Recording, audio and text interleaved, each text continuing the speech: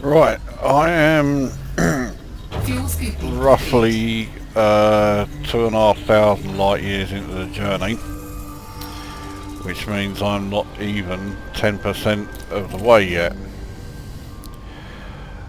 But for the last few jumps I've seen something that caught my eye. This next jump is, well, it's not out of the way as such, but anyway, it's this. You'll see it better as we get further from the sun. It's a nebula that's not too far away. It's roughly another 2,500 light years, so getting there is no problem. And it's not a diversion. If I carry on the heading that I'm on, and well, I am trying to go in a straight line, then I will go through it. That is the Lagoon Nebula, and that very bright star there is Herschel 36. Now that star is a class O blue-white, and a class O blue star inside a nebula means there is a very high possibility that there is a black hole there. So I will stop there and take a look. Now all of the other all times that I've scanned systems that contain a class O star and a black hole in larger nebulae I should say, there's also been a huge amount of Sagittarius A stars and the likes in there as well. The size of that nebula, fuel scooping complete, says to me that this is going to be another example of that, so that may be a bit of a long stop. Oh yeah, I've reached the end of the course I had plotted. So yeah, I may be there a little while if I'm going to scan everything. That is a big if. I don't want too many, delays and diversions or what have you. I'm trying to find the galactic core region. Surely it ain't that fucking difficult to find. Where the fuck is it?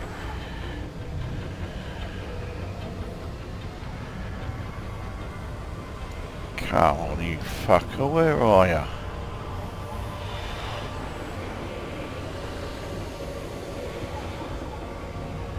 There it is. Disengaged. And there's the nebula.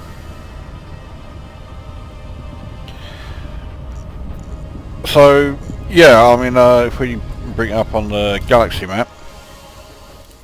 So this is where I am. So that's the end of my, my last course that I plotted. So I'm now, okay, so 2,485 away from Diaguanji where I started. So not quite 2,500. And if we check Lagoon Nebula, which is up ahead, and Triffid Nebula is not that far behind it.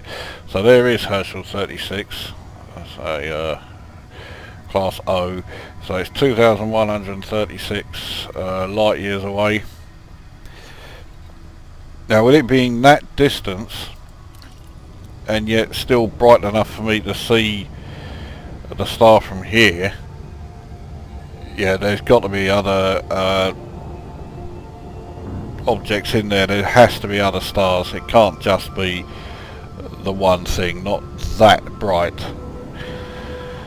So that will probably be the next video then. It will be me in that system. Hopefully there'll be some planets I can land on to check it out. So I'll take a look there, well, when we get there. Right, back when there is something to come back to. Right, next update. I have been scanning several systems in this particular area, which is either NGC 6530 or it's Messier 21. You bring up the galaxy map. It's a star cluster which is full of type B blue whites. Now I haven't been scanning all of them, as you can see. I've been ignoring the class A's.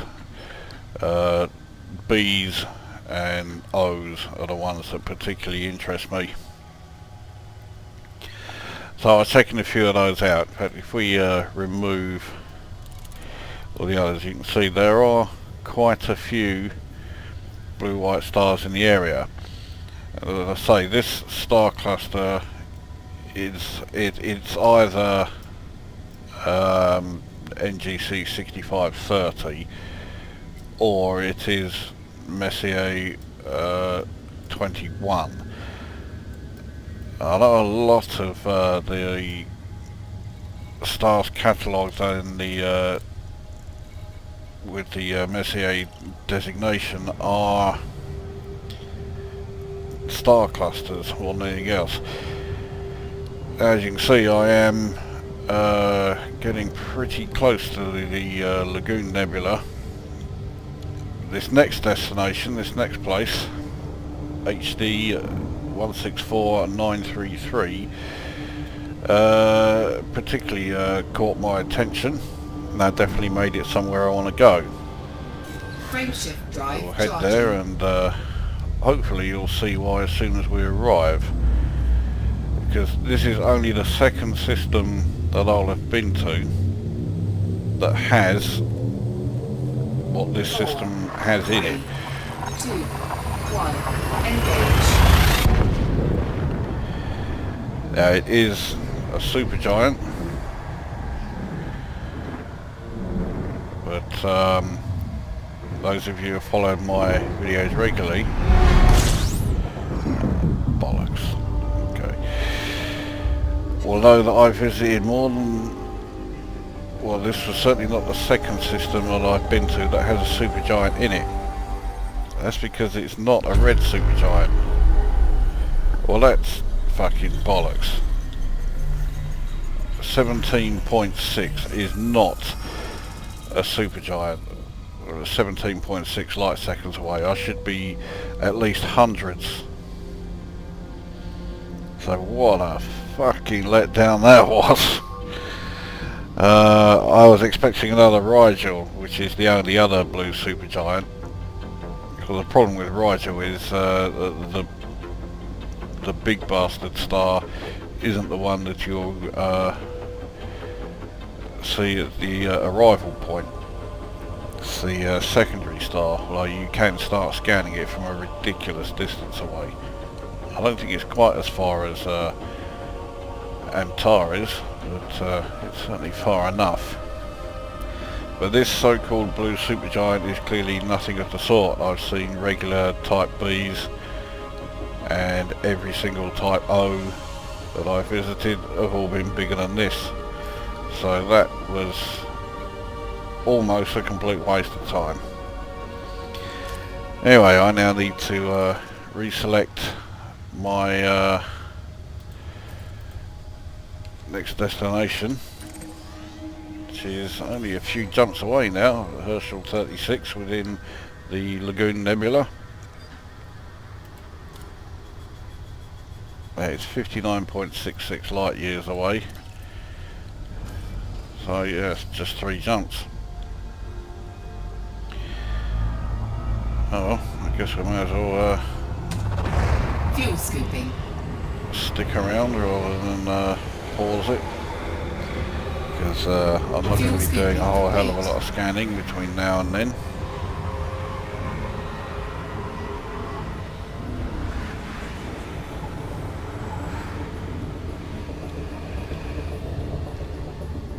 Fuel scoop disengaged. Frameshift drive charging.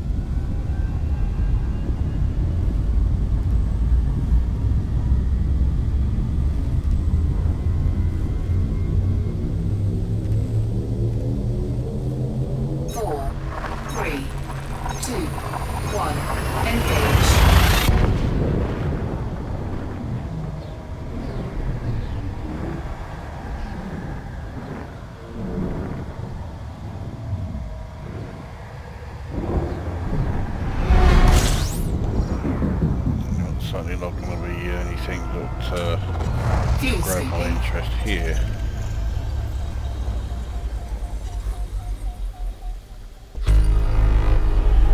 Plenty of planets. The nearest one's 202 light seconds away, so I'm not going to bother with scanning any of this, especially as they're all going to be pretty worthless.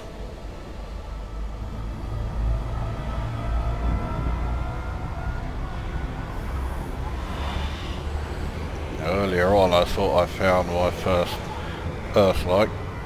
It turned out to be one of 3 water worlds in that particular system. In fact, they could have been more. I only scanned 3 planets and they were all water worlds, so... Frameshift drive charging. I've already long since reached the point where I'm finding firsts. There are plenty of them, but I'm still not bothering to scan them because... 4, 3, yeah. 2, 1, engage. I just can't be asked. I'm not really doing my proper exploration until I'm somewhere in the region of Great Annihilation.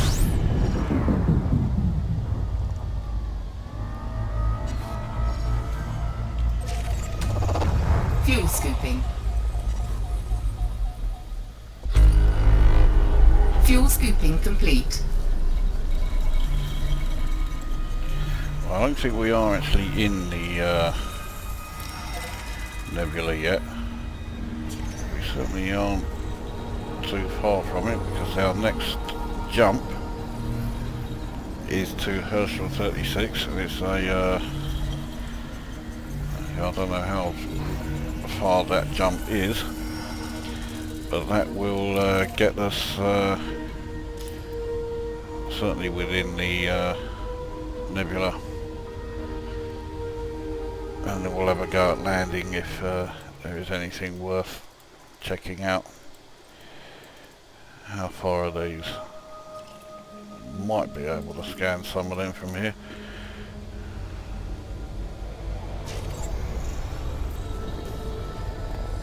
I'll scan additional planets if I don't have to move, unless they are, you know, water worlds, ammonia worlds. I found a couple of ammonia worlds. Or Earth-likes, except there have been a couple of occasions now when I found what I thought were Earth-likes, and they have turned out to be high metal contents. I'm not even bothering to scan high metal. I'm only interested in those 3 for now.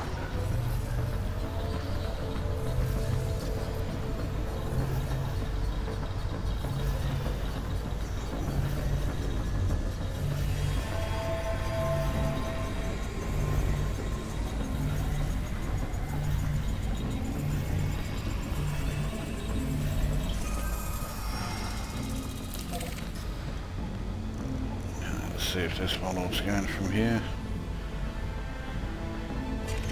Yes, it does. I can't believe there are going to be too many more that will. That one might, but emphasis on might. The rest are all over 1,000, so they won't.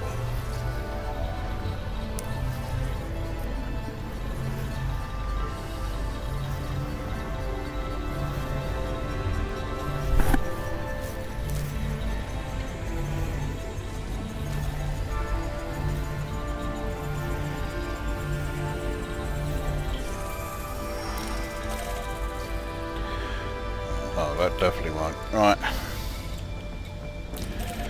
Next jump, 18.8 light years, and that will put us well inside the nebula.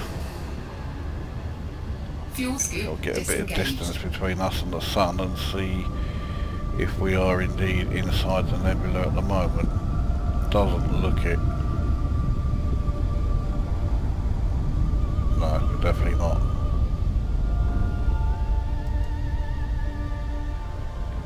Certainly close to it, but we're not inside it yet.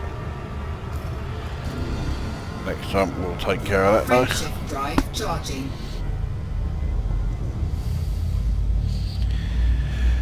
Now to see if my hunch is right and that this system has the black hole in it. 4, 3, 2, 1, engage.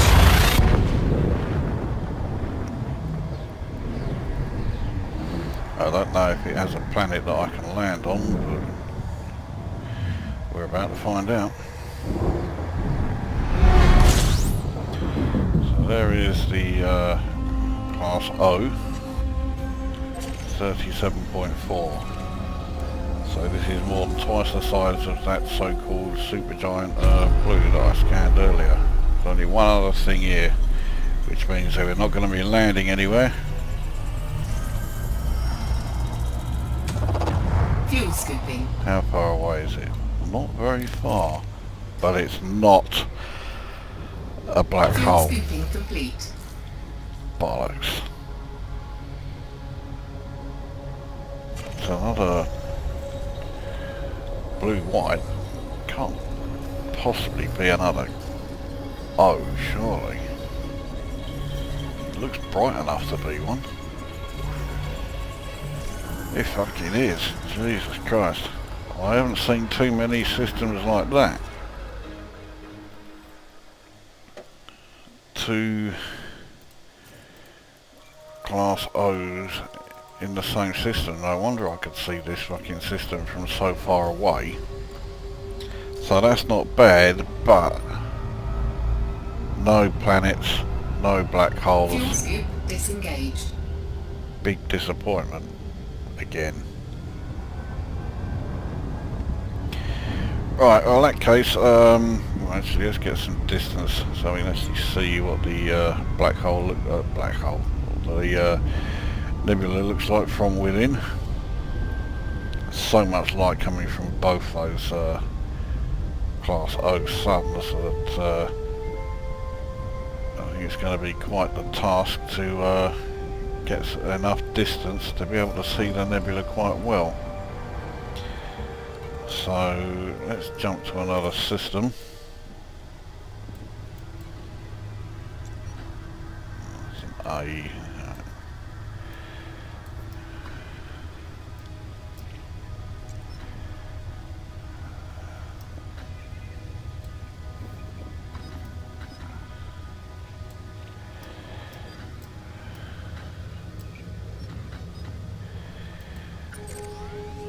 M Red Dwarf, but this a bit, yeah, this looks like it's in a better place. Right, let's check this one out and see if there are any planets here.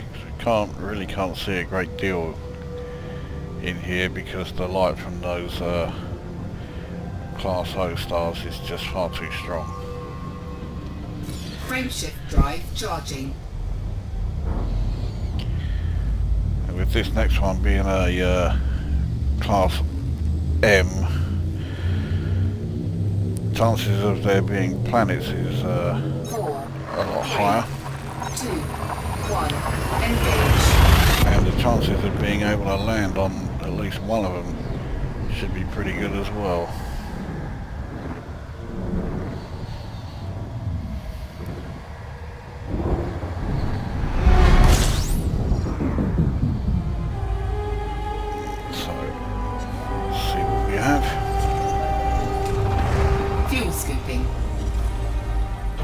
Certainly something else here. Oh, for fuck's sake.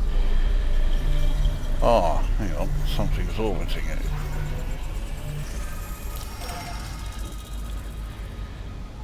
Now, is that planet that's orbiting it any good? I'll tell you what, it looks like it's worth scanning, but it's... Again, can't land on the fucking thing.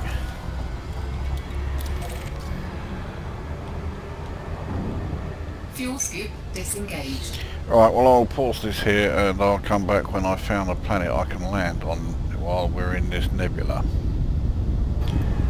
Right, so this moon that I am approaching is utterly worthless and orbits an utterly worthless planet. and I'm not even sure that we're going to get a particularly good view of the nebula from it, because it's some 1800 light seconds away from the sun or the star. So I don't know what we're going to get from here, but we'll give it a go, landing on the dark side.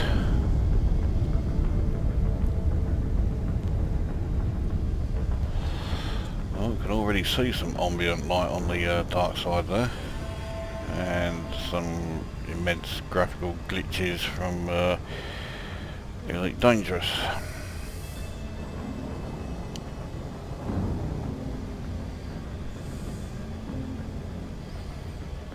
Yeah, how small is this planet? Well, I was getting pretty close to it and it wasn't even registering the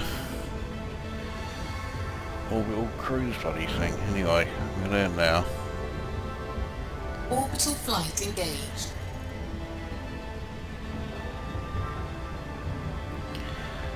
Right, let's land in one of these lighter patches.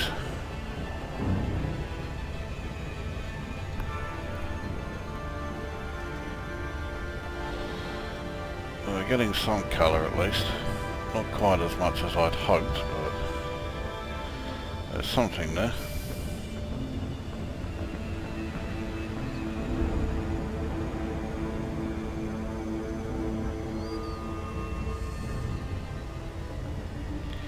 Doesn't look like landing is going to be particularly easy, at least not in these lighter patches. We'll have to try a darker one then.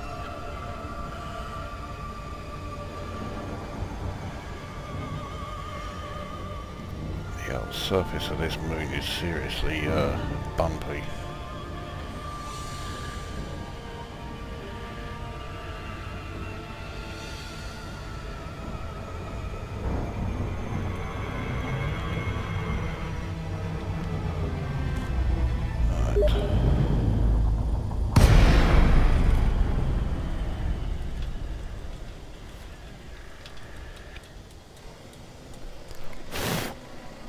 Faggots on the keyboard.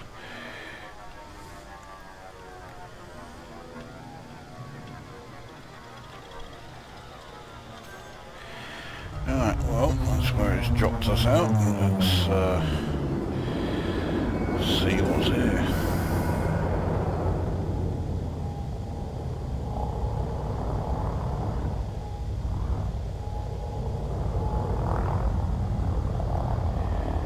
Gravity is fine. To be honest, I forgot to check, but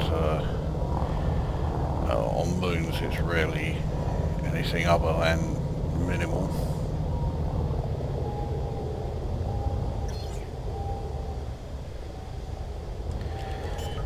Got the old landing gear.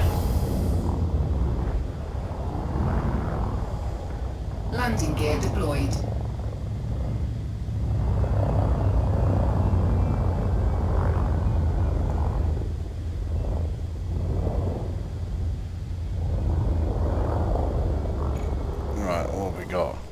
Looks like this part might be okay.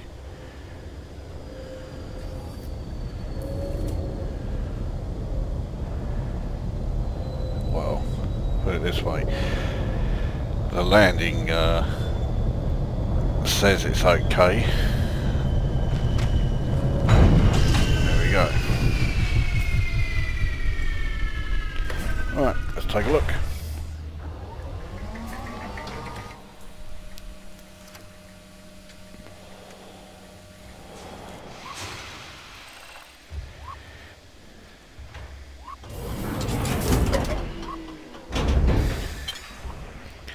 Doesn't look like there's much in the way of minerals around here, or materials I should say. Well, we are on the dark side, but it doesn't look like there's a great deal of ambient light. It's probably because we're so far away from the sun.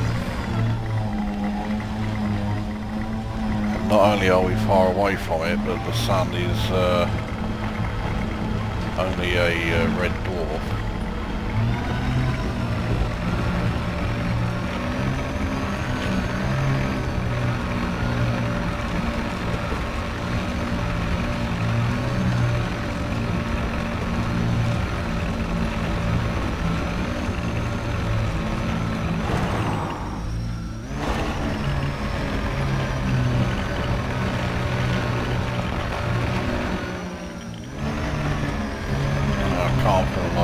imagine there'll be anything of any value in this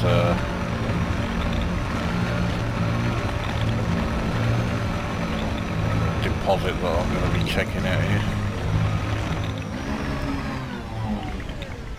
Looks like I drove past one and didn't even know.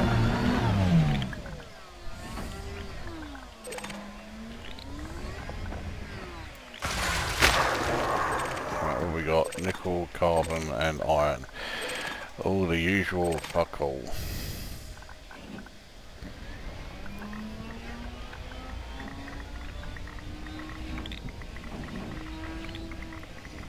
Sounds like there's another one close by this way. Yep. They're not so easy to see here.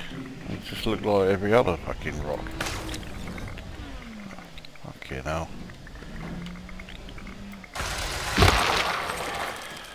Sulfur and iron. Yep, this place is great.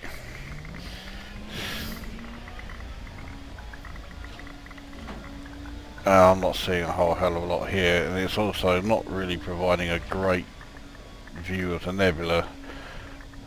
The ambient light just isn't good enough, but I've been having such a hard time even finding a planet to land on.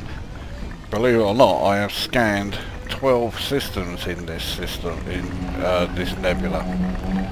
Not because I wanted to scan a lot of systems, but because it's taken me this fucking long just to find a system that was any good. I.e. one that actually allowed me to land properly. It teach me trying to take a drag off the fucking SIG while I'm supposed to be driving this fucking thing. I haven't actually driven the old SRV for a while. It's no wonder I'm driving it like shit.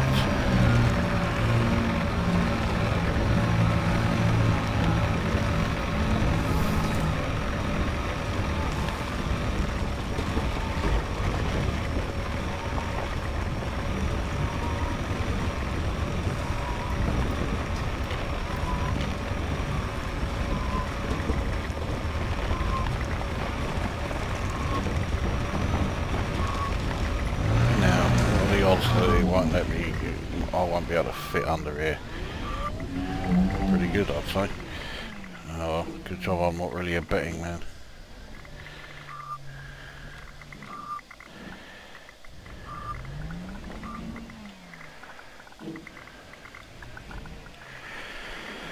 Alright, well, that was a bit crap really, but oh well.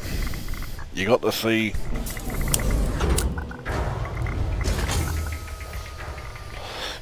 the nebula from the surface of a planet. It wasn't a particularly good view, but oh well. After 12 systems trying to find just somewhere to fucking land, it'll do. Well, there you go. So that's the Lagoon Nebula from a planet's surface. Pretty uninspiring stuff, to be honest, but oh well. It's not as if this is what I was looking for.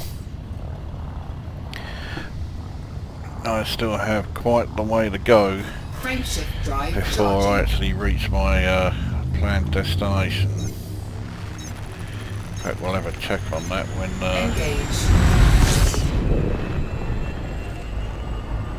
we're on our way out from here. So right, how far away are we? There's the Guandri, so 4,595. And as far as my planned destination goes, oh for fuck's sake. Yeah, don't you just love using the fucking galaxy map?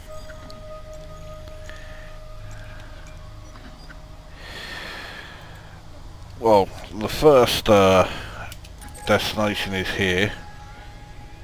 Again, it's pretty much in a straight line.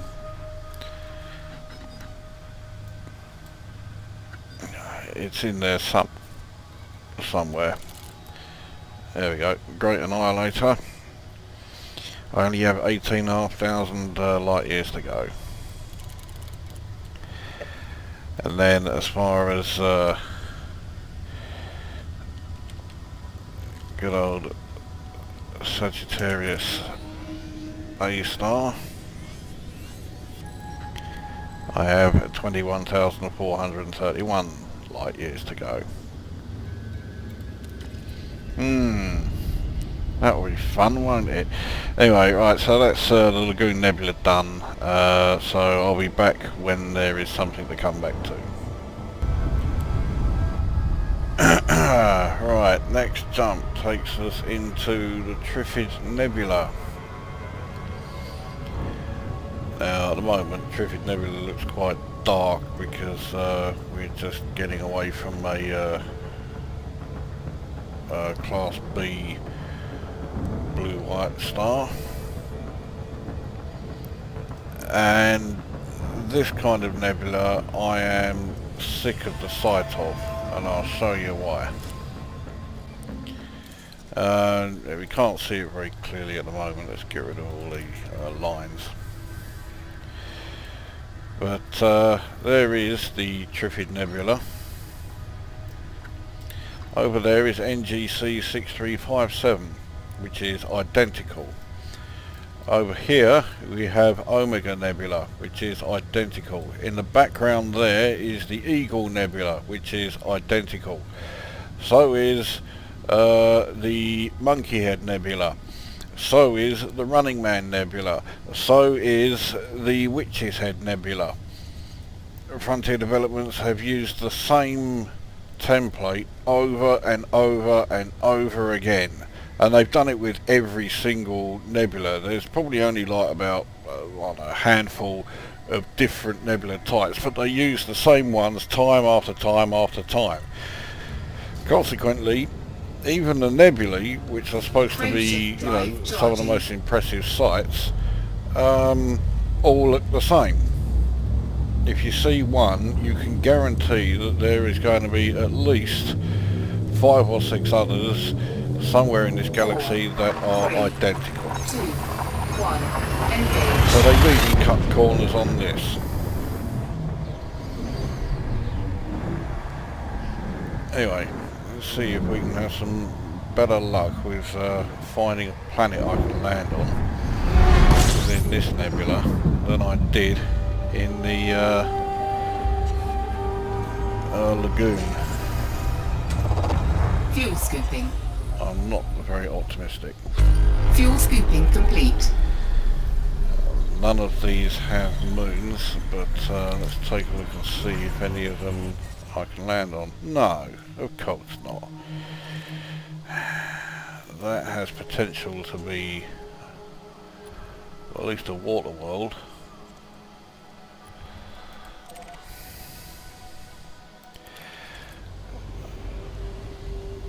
So I'll check that one out.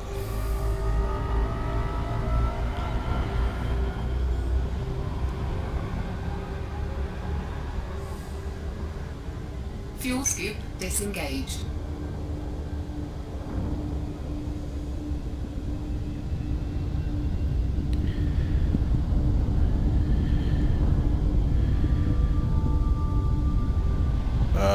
In fact, I'll pause this here and I'll come back when or if I find a planet I can land on. Okay, I've tried about 4 or 5 systems, no luck with any of them. If there's no luck in this one that I'm trying now, then bollocks to it. I mean, it's not as if you haven't seen this kind of nebula before. I showed this when I was in the Monkey Head Nebula. It looks identical. I say they've used this template far too many times. So it's not the end of the world if I can't, you know, show it from a planet surface. I would like to, but you know, if it's not going to give you the chance to land anywhere, I'm not going to spend, you know, hours. There's nothing else here. I'm not going to spend hours trying to find a planet to show a nebula that I've basically already shown. So, well, you've had an idea of what the nebula looks like as far as from within inside the ship, Scoop disengaged. but not from a planet's surface. But so I'm not going to just keep on looking. So I'm going to continue with my trip, which will take me away from here, that's for sure. So yeah, I suspect I'm going to put this part of the video up sometime tomorrow. So yeah, that's this part done, and I will be back with an update when there is something worth showing.